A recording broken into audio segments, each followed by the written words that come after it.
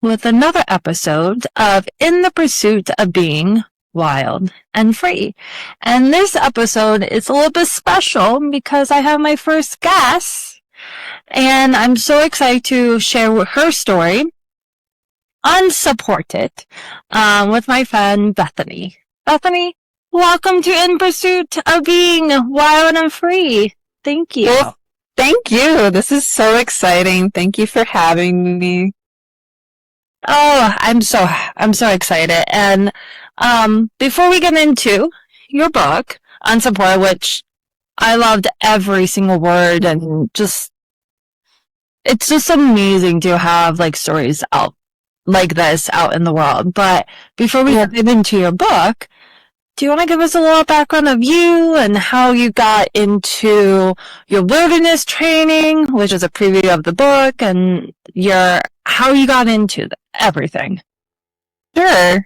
I'll do my cliff notes of me. Yeah. Well, I grew up in central New York. I was growing up on a farm, a dairy farm, and I also worked on my grandparents' vegetable farm. So I grew up outside, and I also grew up playing sports. I played soccer and basketball, and so I was just a really active kid, from the farm to the gardens to the after school sports, and then, I just played sports year round on different teams. And I would say I got into hiking and writing when I transferred to Paul Smith College, and I was around the age 20, 21. And I was still playing sports in college. And when I came out of college in 2009, I was graduating into a recession. I wasn't having any success finding a job in my field or even getting an interview for a job in my field. So I put together some tourism gigs, working at a sandwich shop, working at a clothing outlet, and I found hiking during that time too, and it was very empowering because I felt like not a lot of things in my life were going to plan in a sense, and I was struggling, and I had a friend who wanted to hike Mount Marcy, which I did not know much about the mountains at this time, and I just went with her to go with her. And I think a lot of people would bring me along on adventures because they're just like, you run, you run, you'll be able to do this. But hiking is such a different muscle group, and I came away feeling so sore, but I loved it. And that summer I kept hiking whenever I had an off day, which wasn't much. So I would go out and try to do as much as I could just to make use of my time. And before I knew it, I had fallen in love with being out there in the mountains. There was something about them and just being so remote and on my own, and that was building strength in me, and I needed that at the time. Yeah, it's amazing how, like, even my friends do this to me. Oh, you're a solo traveler, or you do the outdoors. You can do it. And you're like, yes, technically, sort of, but that's a whole different, like, training or a whole different, like, usage of your body and your mentalness, right? I used to run a lot here in DC, did all these races. And I remember when I was training to run, because I wasn't athletic when I was growing up, that mentalness of doing it. And then, like, hiking is a whole different ball game. So different. And so I hear you about that when your friends are like, it's the same thing. It's bad. Yeah. I had a friend once. I grew up like cross country skiing. I had a pair of cross country skis, and then they took me downhill once, and they're like, "Oh, you know how to ski." I was like, "Don't always listen to your friends." I was butt sliding down the mountain. Downhill is very different than cross country. So, but I do like that part of me, especially when I was younger. You know, I wasn't afraid to just take a leap at something, and that has really proven to, it's added a lot to my life with the outdoor activities and also the writing. I didn't have a writing background. I struggled with English. I struggled with speech when I was younger. I was in speech classes. I hated presenting in front of people. I hated speaking, you know, like reading from the books. And so that was something that came to me later in life too, with college professors talking to me just about like, well, you write what you know. And then as I went on to become more of a hiker and outdoors woman, I started to write about that. So those two things just came together.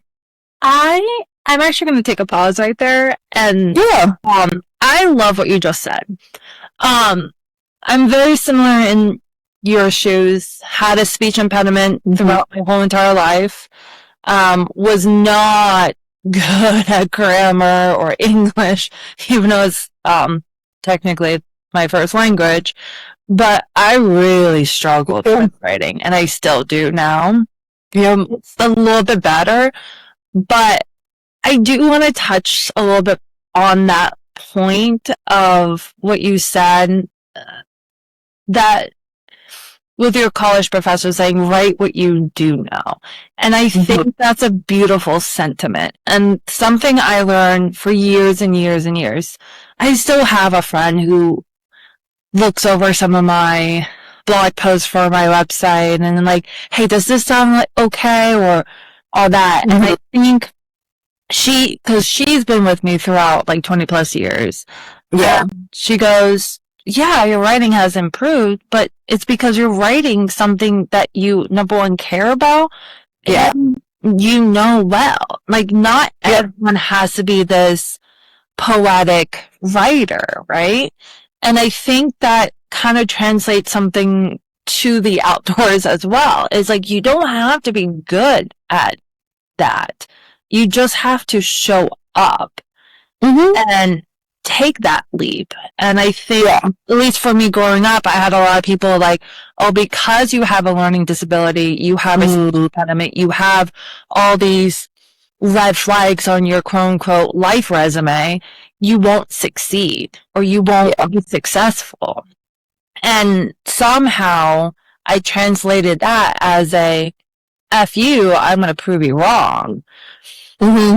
But not everyone has that. And that has gotten me into trouble sometimes as well. But I think it's that beautifulness of connecting those things. So thank you for sharing that. Yeah, you're welcome. And I really resonate with that too, because I think I became an endurance athlete because I grew up and still have asthma and ulcerative colitis. And those are two chronic diseases that I didn't want to define my life. So from a very young age, I was like, let me show you how strong I am. And then that just continued into my adult years. And then you feed off that energy too, because people see you in that way. And there is a pro and a con to that too, because I also struggle asking for help since I try to, you know, portray this image of I'm healthy, I'm strong, I don't need help. So there's that side of it. And then I'll say just one more thing on the speaking part is I'll even be doing a book reading. And it's interesting because, you know, like when I write, I'll put in words that I know I can't pronounce, but when I'm doing a book reading, I'll skip over the word. And I struggle with R's and TH's and some S's. And yeah, it's a very, like, I think I'm very phonetic speaker. So I struggle just with words that don't follow that pattern. So I'm much more comfortable in the podcast arena because I can pick the words I say and I know I can say them. Yep. I had troubles when I was a kid with S's. And then that got better. And then throughout my whole rest of my life is W's and R's. Oh yeah, W's too. Yeah. I could be in a speech class now. Me too. That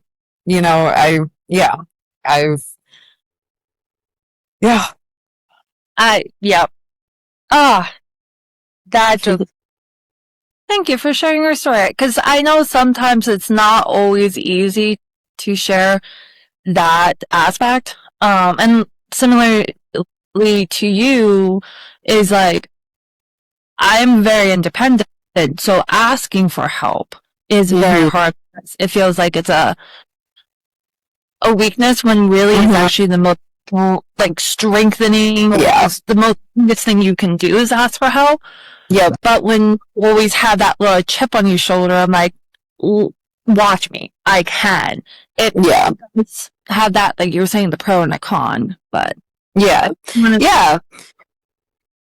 no, and I was just going to add, I know I grew up in a family that celebrated strength, and I think we have a society that celebrates strength too. So I guess strength to me was always defined as like moving on, moving forward, like independence. And the last really few years of my life, I've seen so many people and myself struggle with mental health. And I've really redefined strength as being able to ask for what you need and ask for help when you need it. And I think that's the biggest strength there is. And then being able to not only help yourself when you're in that, but then to recognize it in others when they need help too. Yeah.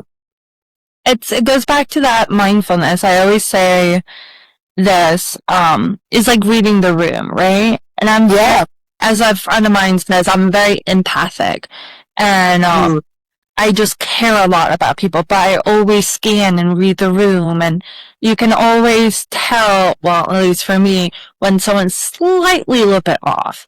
And how can you navigate? Or that they need to either pause or rest or need that cheer up or need that space, and recognizing those things. And I think more than ever, a lot of people are suffering more with the mental health and taking that pause and being okay. I think we're making strides because a lot more people are talking about mental health and being out in the outdoors and like really championing it.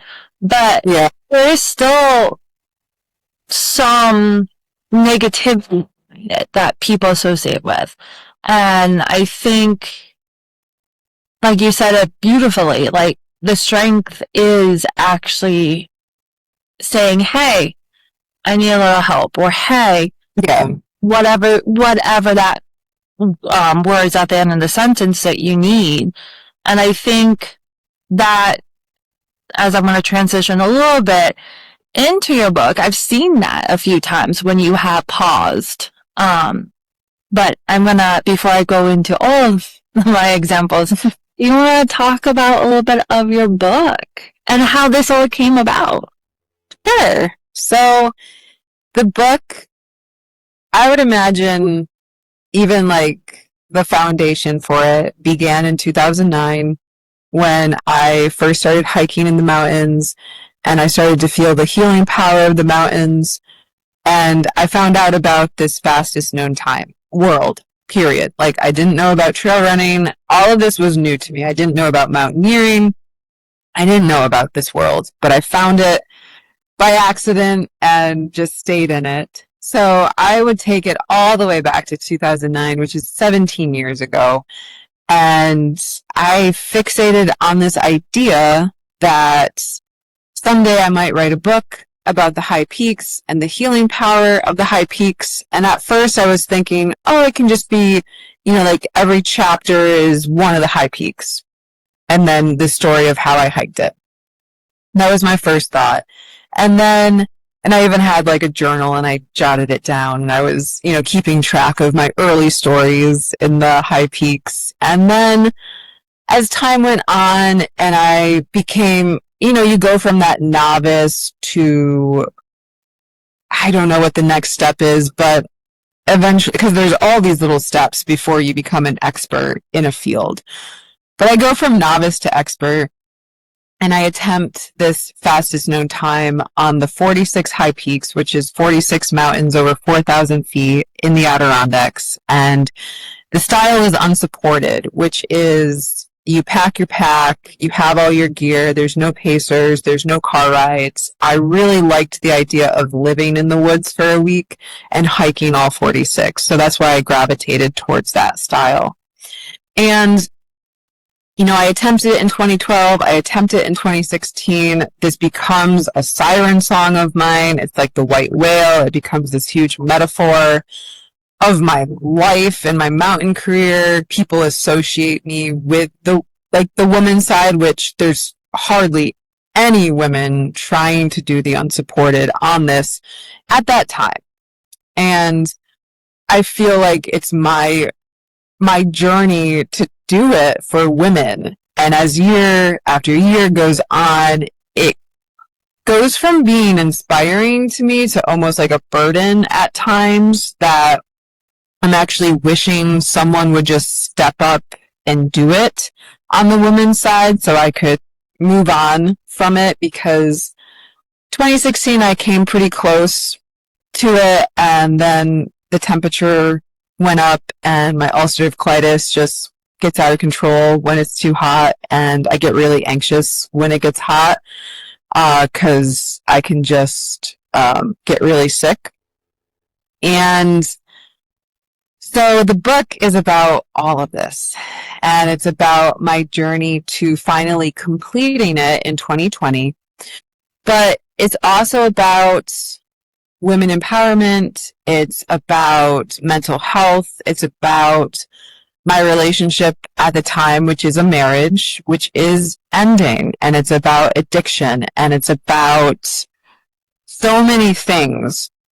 But really, it's, it comes back to that core idea I had in 2009 for even why I was in the mountains, of simply healing in the mountains and going to the mountains for strength and just to be the person that you are. I think that's why I've gravitated towards the mountains, is because they accept me for who I am, but they've also taught me who I am. I'm just going to pause right there because that was just beautifully said. Beautifully said. And so when you were hiking, you had a partner this time. Yes, in 2020. Yep. And so how was that? Like, I know you touched a little bit in the book about like kind of doing like a pre-hike with her. Yep. But how was it to be with somebody that you're not really close with in the beginning, relatively a new person? Yeah, very new. Really relying to one another on this gigantic journey of 46 miles. There was rain, there was heat, there was injuries and things like that. Yeah. And so as a solo traveler myself, that scares me to somebody not knowing. Like, I love having strangers, but like being in a way responsible for each other on this journey, not on top of like trying to be the first group of women, and not only on top of that chasing this goal. Not only that, you also were, like you said, ending a marriage, and then on top of that, mental health, and like, so you keep piling more and more on. So how, and I know you and I talked about this offline before, you like having people around. Yeah. And it's easier for you than being solo. So run me through like the thoughts, like about like things that you may not have put in your story, but like how did that all come to this magical partnership? Because really it was magical in the sense, because you both had each other, you both picked each other up when the one was low and one was high. And so it was magical in a way. No, it really was. There's so many dynamics to it because, this was 6 years ago. And sometimes when I revisit what we did, I'm like, wow, like there were so many reasons we shouldn't have finished that because of all the things we faced on trail. And also just like we didn't know each other. We had connected 3 months before we did this thing, which was really big. So I'll just speak to the things that I think went right for us. We were in the pandemic. I think we both really needed something, and we didn't fully communicate to each other what that thing was when we were on trail. I know I didn't communicate that I have nothing else right now in my life that makes me happy or excited, and I'm scared to just think where my future is going, and I don't want to be home. I need something. And I didn't communicate that because as much as I like a team, I also recognize in the mountain arena, and I'm talking like bigger expeditions because at this point in my life, I've traveled around the world. I've gone to Nepal. I've gone to Argentina. I've gone out west. I've climbed big mountains. And I've also been a part of groups where you watch a lot of groups fall apart. And groups usually fall apart for a few reasons, but there's usually sometimes there's very much that character that has too much going on in their personal life and they emotionally fall apart.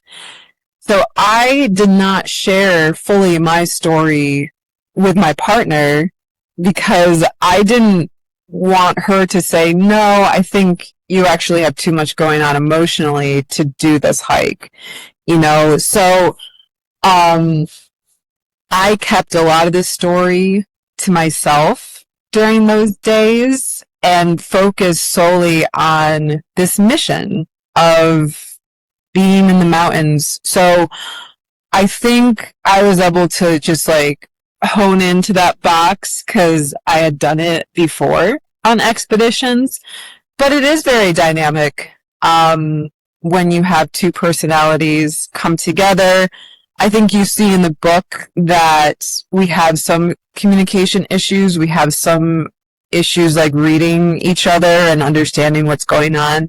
I was very worried about the storm. I was very worried about the final days when she was having trouble hiking. But she has a very different perspective on it that nope, I was going to finish no matter what. So all of my worry and anxiety about pushing this person too far or having her get an injury, she wasn't even worried about. So I know that after the 2016 attempt of me solo and where I was mentally in 2020, I wasn't going to be able to complete that solo. I just wasn't. I think I would have gotten, I don't know if it would have been a panic attack or something out there, but I just would have, I think, fallen apart, thinking about everything that was going on in my personal life. And when you have a person there with you, there is a strength. There is this is us. This is our world right now. We have to focus on this. And then for me to just be responsible for someone that distracted me too. No, it's well said. And there was definitely a dynamic between you two. And I've never mountaineered, never done anything crazy like that. But when I have traveled, especially with someone who's newer, I always take on that mother role. And I kind of did what you did. It's well, what about this? And we should worry about that. And people it's fine. And it's that constant distraction. And it makes sense, what you were saying about not saying anything on the trail about your personal life. Because it kind of gave you that break from what was going on and just focusing on this dynamic, this relationship to her and the mountains. Yeah. And there was a space too to almost like reflect on the positive pieces of my marriage and my relationship and be appreciative of, what he had brought to my life. And I think you're trying to show your best side to someone when you're just meeting them and the surface of it. Yeah. I want to go to a part of your book. There's a couple parts that I actually wrote down, which just made me stop and said, like, yup, I can go. I'm trying to find it right now. So not to give out too much, but you were saying on page 178, where is it?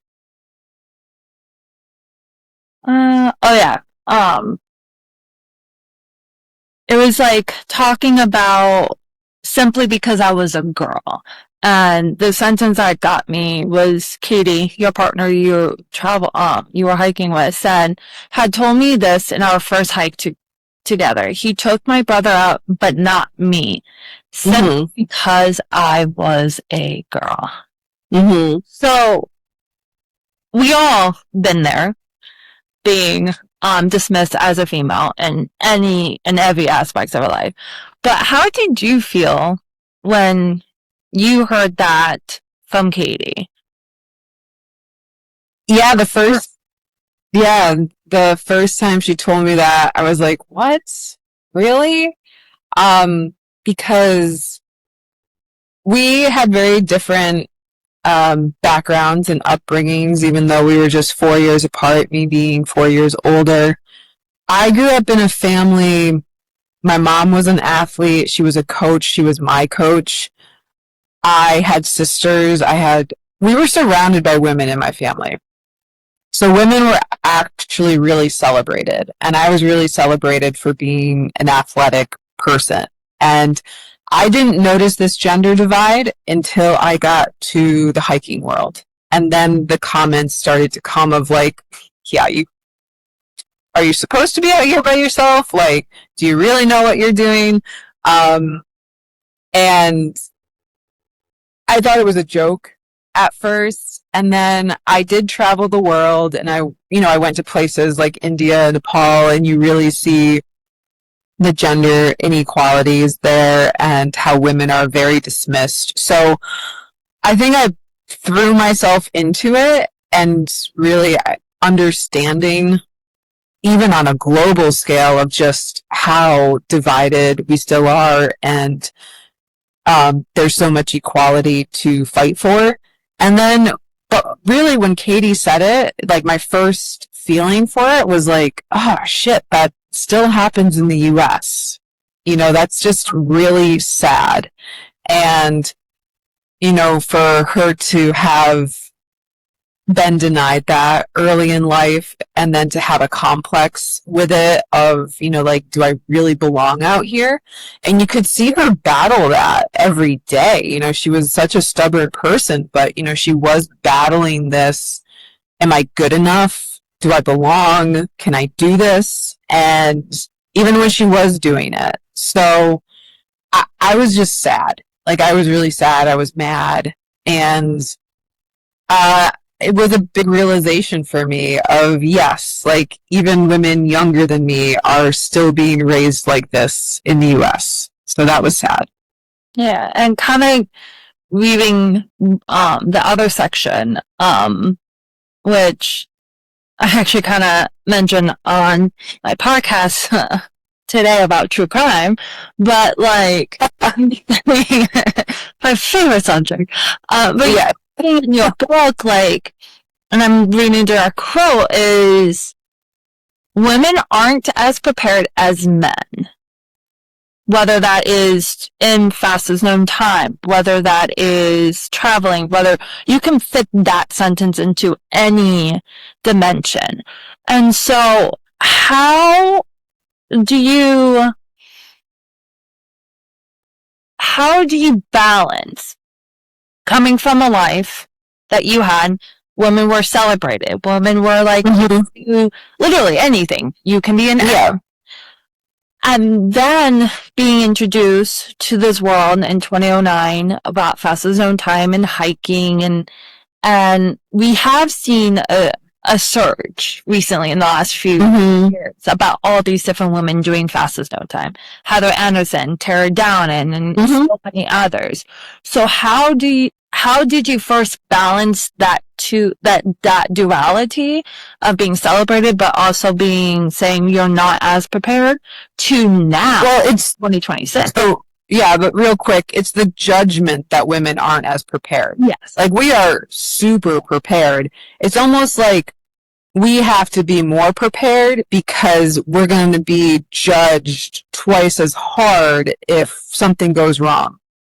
And that's something that it's interesting. And I think that perception is changing a little bit because I think it's going to a general, people are just pissed at anybody if you die in the mountains. If you are doing something risky, people are just mad at you if something goes wrong. But I do really feel 10 years ago that women were still being judged more harshly if something went wrong. And this is from like Everest to the 46 high peaks.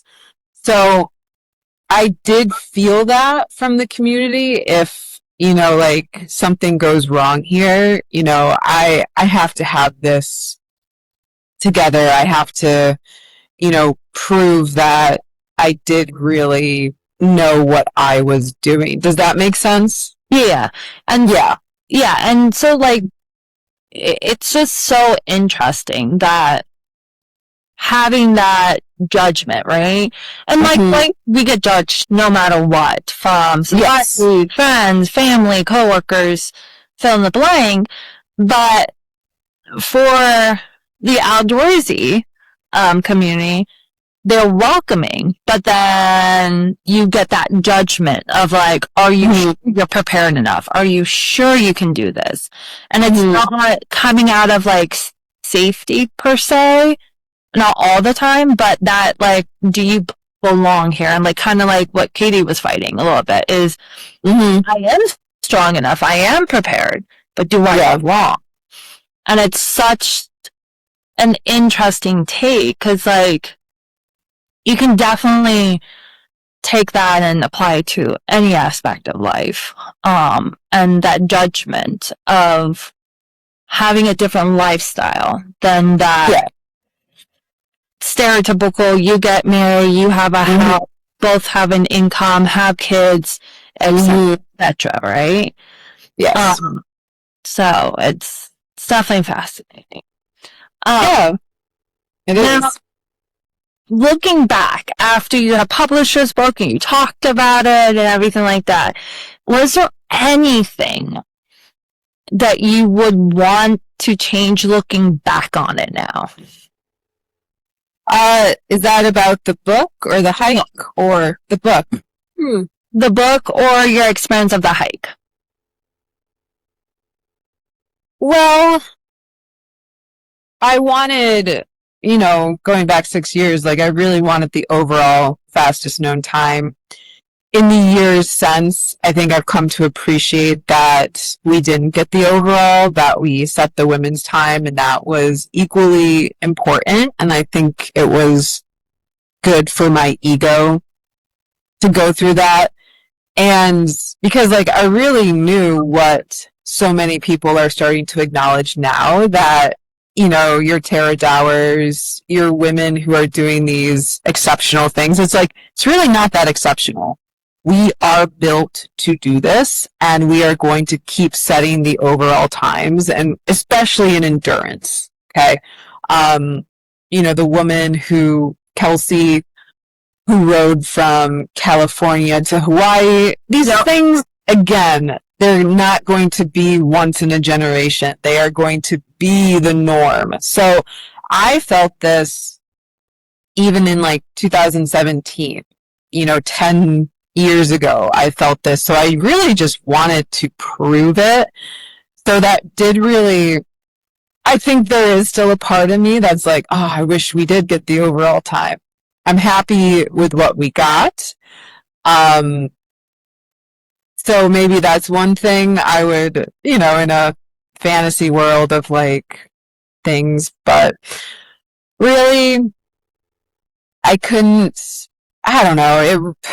Then when you like bring it to book format, it reads so well in a book with all the challenges and everything. So the book writing process, none of that I would change. I did that with Christine Reed and Rugged Outdoors Woman Publishing, and she's just phenomenal. And she really took something that had potential but wasn't there yet, and she had a process to get it to a very readable and I also feel like compelling piece of work. So there's nothing there I would change. Awesome. Speaking about Christine Reed, you are also in a different book. Do you want to discuss about Blood, Sweat, and Tears a little bit? Oh, well, Blood, Sweat, Tears is really, I would say, what got me to the next level of writing, and is by far one of, I think, still the most amazing projects, yes, in outdoor lit. Yeah, and to be one of the 26 writers is just amazing, and I love that this book exists, of women plus stories talking about being in a female body in the outdoors and taking up space, and it's just an amazing collection, and it got me connected to Christine, who then took on this project with me. And now being out on book tour, it's like I promote both of the books because they go so well together. It's like if you're looking for a female voice in the outdoors, like here you go. If you like this part of my book that talks about having my period on trail, here is a book that the blood section is all period stories. And we need that knowledge, everybody who does outdoor rec and beyond, because half of us on this planet are female, and there's so little we actually talk about women's health, which is crazy to me. From the period to the menopause to having babies, it's almost this secret until you get there. Yeah. So I think that's just what speaks to me so loudly about Blood, Sweat, Tears, and what has come of that book tour leading into this book, and then women just appreciating that we're talking about these stories. Do you want to dive a little bit quickly into your story in Blood, Sweat, Tears? Sure, yeah, I can give a synopsis of that. I really enjoyed writing this story because as soon as I heard what Blood, Sweat, Tears was about and they were looking for period stories, I was like, I have one. I had a few, but I had this one that really stuck out to me from an expedition I did to Aconcagua, which is the highest mountain in South America. And I went there. We were an independent team. We weren't with an organized company. It was being led by Tim Horvath, who was a mountaineer I was training under, and I was going to be like his second sort of lead for the trip. So I was learning a lot, wanted to, show myself as being like super competent, super strong for this team of men, essentially. Like I was one of 7 and the rest were men, and I was, doing really great, and we're headed into base camp. And on Aconcagua, you have mules, okay? Burros, they carry your gear to the 14,000 foot base camp. So most of your gear is with the mules, and they go out ahead of you for the day. And then you walk acclimatized behind them with smaller day packs. So I got my period, and I was so surprised because it was a full week early, which actually happens at altitude, and I didn't know this about altitude. But it came early. I don't have my pads. They're with the mules. They're at base camp. And I'm at probably about like 12,000 feet. And I'm like, okay, I'm just gonna go ahead. I'm gonna get to base camp is what I tell my team. But I start, kind of running and trying to get to the mules, trying to get to my pads, and I get altitude sickness. So I get into camp and I am fried. Like, I am laying on the floor. I not only have my period, I now have altitude sickness. I now have like diarrhea. It's a lovely mess of things that I have, and I'm dealing with it kind of by myself.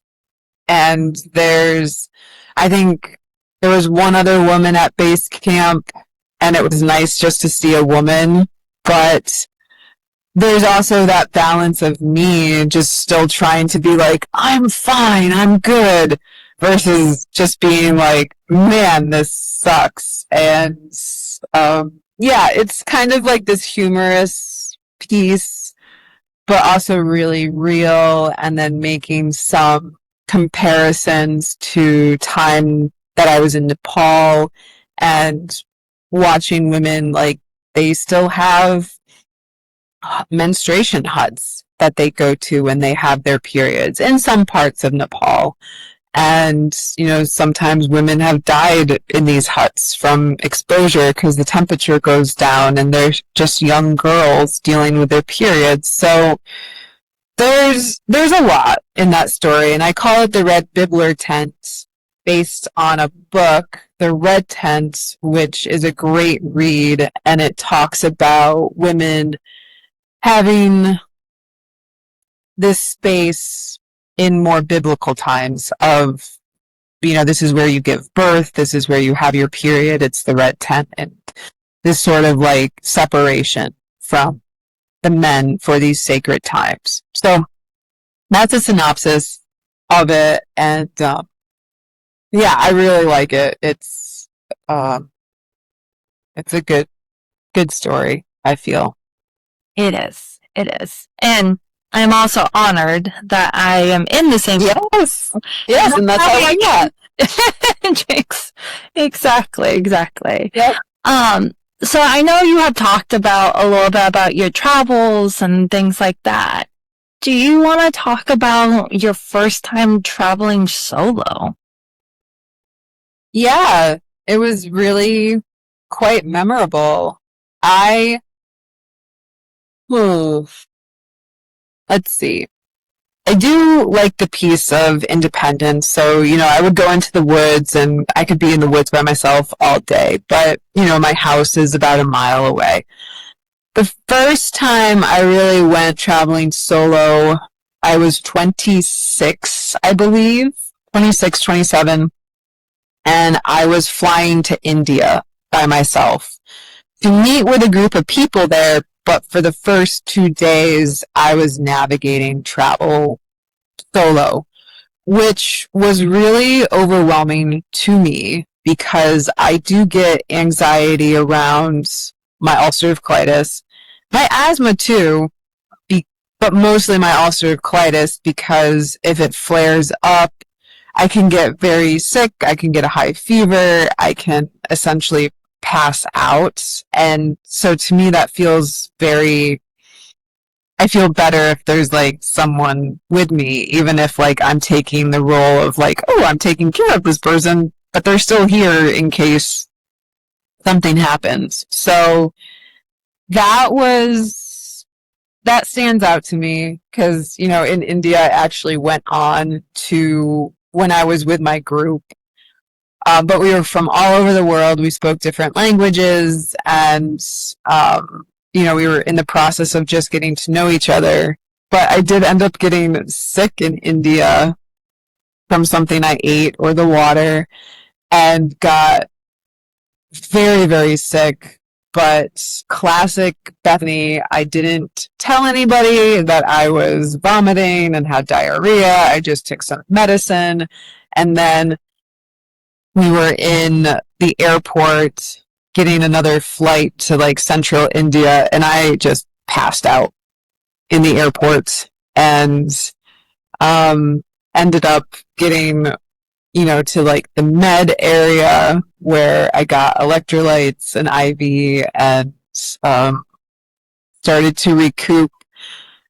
So it's funny because the things I fear about travel, I also keep from people when I travel. And that's been a really interesting blend for me. And I will say there's lots of aspect of travel that I don't enjoy in the moment. That makes me very fearful. But I know that it has made me a more resilient person. And I think really helped me manage my diseases day to day and not have so much fear and anxiety in my life, my everyday life. So that's where I've had the biggest takeaways, and I'm thankful that I've had these actually like pretty stressful travel situations that I've had to figure out, and I did figure out, and I managed my diseases, and I came away stronger because of it.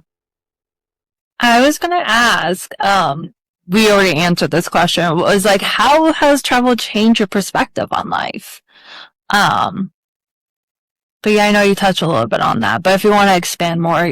Yeah, I mean, I think it's changed my perspective in lots of ways, even just from understanding what women around the world go through and how life can look so different, and how I'm so privileged to have grown up in the family I did and live in the country I did. And, being able to travel as an American is such a privilege with the passport we have, and also most of the world speaking English. It's a real different experience. And so I think I recognized that pretty early, because I'm a liberal person, and I've been critical of the US, and like even before our current administration and everything.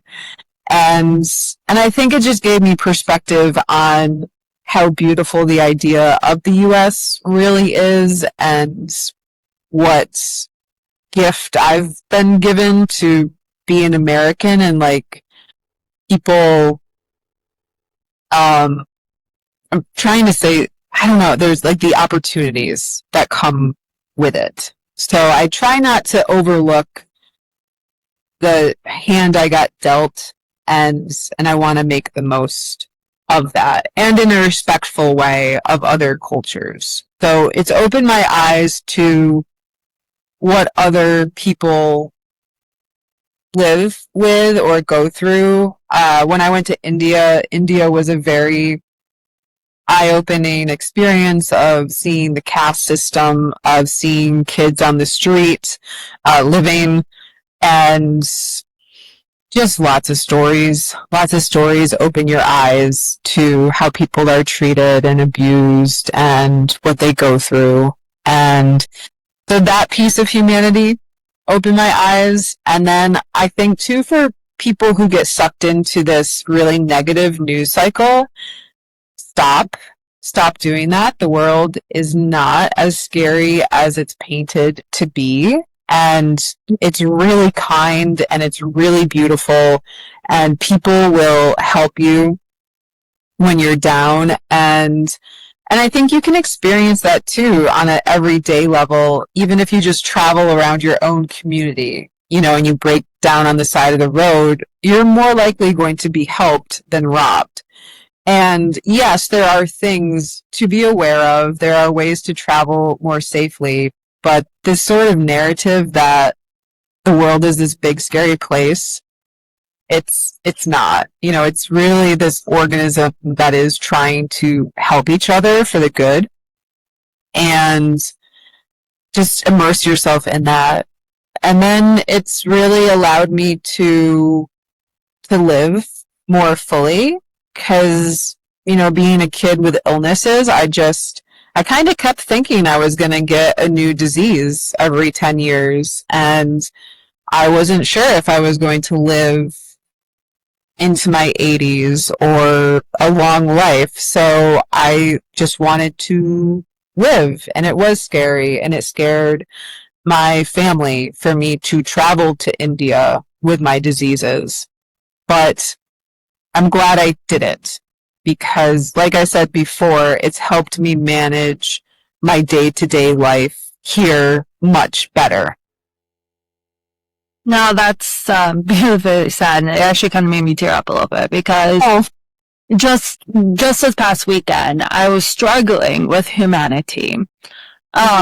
Because this past weekend we had DC was a cold code purple because of the wild the smoke from Canada, and all these comments about like blaming on Canada or like you just stop with the smoke, and it broke my heart because I'm like, do you really think Canada wants to be on fire right now? I don't think anyone wants to be on fucking fire right now. Yeah. And I got so worked up because like, and I did my research, but like there's 850 fires going on in Canada right now. We have about 70 here in the United States out west that big. People are losing their homes. Wildlife is being displaced. There's a lot of like destruction happening, and it broke my heart to see all these comments. And then my friend Marie kind of put some sense into me, and she goes, you have every right to feel sad, but remember, there is such a big community of people who actually care. And people, like you even said, like, most likely if you get broken down, someone's going to help you. They're not going to rob you.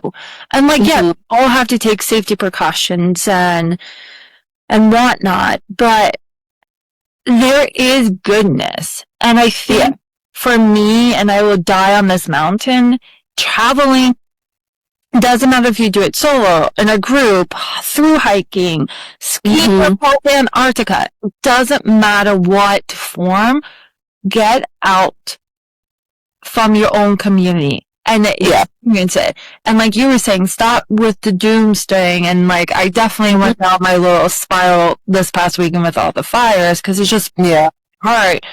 But people are there to help. And like, I remember so many of my travels randomly meeting people. Like the one time I was in Munich, hung out at the hostel, met the guy after coming back from a concentration camp. We met up later. We all hung out. There was some Aussies, there was some Canadians, there was one Brit. Yeah, there was a Brit. And then we became friends. And then like, not even 8 hours later, we were all in my car because I rented a car. We went to Cinderella's castle. That was like 2 hours drive. And I'm like, I just met these Canadians about 10 hours ago. I'm like, okay.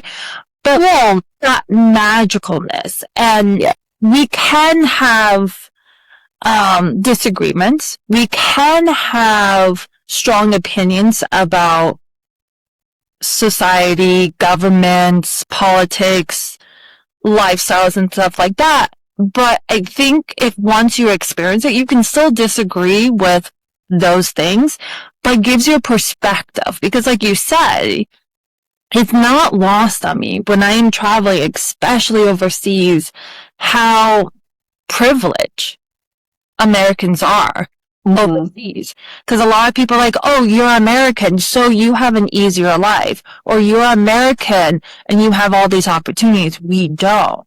And it fascinates me when people say that, but yet again, the population here in America, I think it went up to 30. I have to double check the facts, but just a couple years ago, I read less than 30% of the population has a passport. And then that is currency for us. Not only currency to leave, the currency to learn and explore and connect. And it's just amazing the amount of people that you meet, and you have these random stories, or you sit down at a bar or at a cafe and you strike up a conversation. There's so many times people are like, wait, you travel by yourself? Aren't you scared? Aren't you going to be taken like that movie? And I'm like, no, no, we should stop playing into that fear. Like, fear is a good thing. Fear helps us to build that intuition. Do I make a right or do I make a left? If intuition say, don't make a left because something's off, that is good fear. But I think people use fear, whether it's the outdoors, traveling, or others, to kind of control and make people be like, no, stay in your lane type of deal. Yes. And then unfortunately too, our minds remember the bad story. Yeah. And this is similar too with, like people in our lives. We may have had 100 positive interactions with them, but then we remember like the one time they let us down. Yeah. And, so we have to check ourselves with our perspective as well of what is it really. So, but I'm right there with you of, I don't like true crime. I stay away from anything that's like portraying actually society in a negative way. And that's not me being a naive person. That's me just like wanting to balance my life, because it's not these, the majority is not these stories that we actually tune into. It's the other portion. But unfortunately, and I just hope people realize that when they consume the news, that the news is a business. Yeah. It's a business. It is a 24-hour news cycle that is all about clickbait, and it's all about putting out the story that is more controversial, or it's a sadder story because that gets clicked on more. And that's not what the news was even 50 years ago. So we live in a time that's all about marketing. And so people, please be aware of that. That's not the actual portrayal of the world. It's what more viewers tune into or click on. So then they keep reporting those stories. That's it. Yeah. Yeah. And it just amazes me. And like obviously, I can't stress enough, take the safety precautions. Like, like, obviously that should be just an automatic thing, right? But some people who are new, right, into traveling or the outdoors and stuff like that, they have to learn what makes sense. Like I said this earlier, is like, you don't need a travel beacon if you're just walking around a city, but you might need a satellite beacon if you're out in the wilderness of Colorado or Canada, things like that. And I also do believe in putting people on an informational diet and just say, you know what?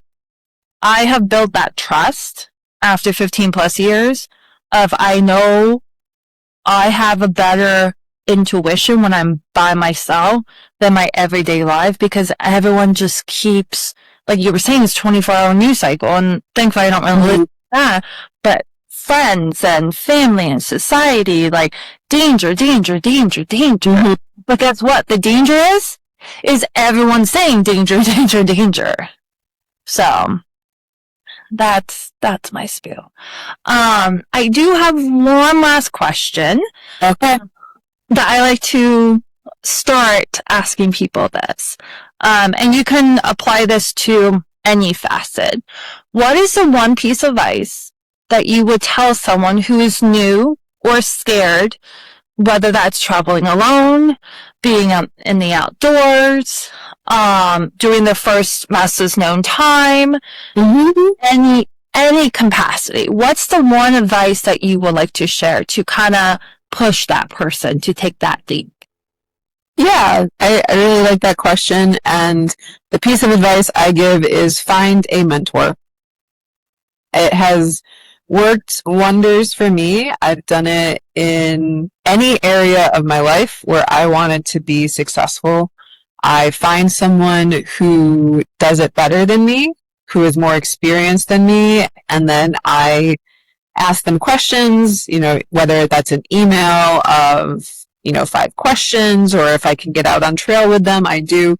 And then I'm at the point in my life where I still have mentors myself, but I'm also trying to be a mentor for other people. So if someone reaches out and they have questions, I'm going to answer them. Perfect. Well, thank you so much. And I have a question. Where can people find you and the books that you're in and that you have? Where can people follow your next fastest known time, wherever that may be? Yeah. So you can find all my information on Instagram. If you are on Instagram, it's bethany.climbs. And if you're not, you can find the book at rugged-outdoorswoman-publishing.com. You can Google it. It should come right up.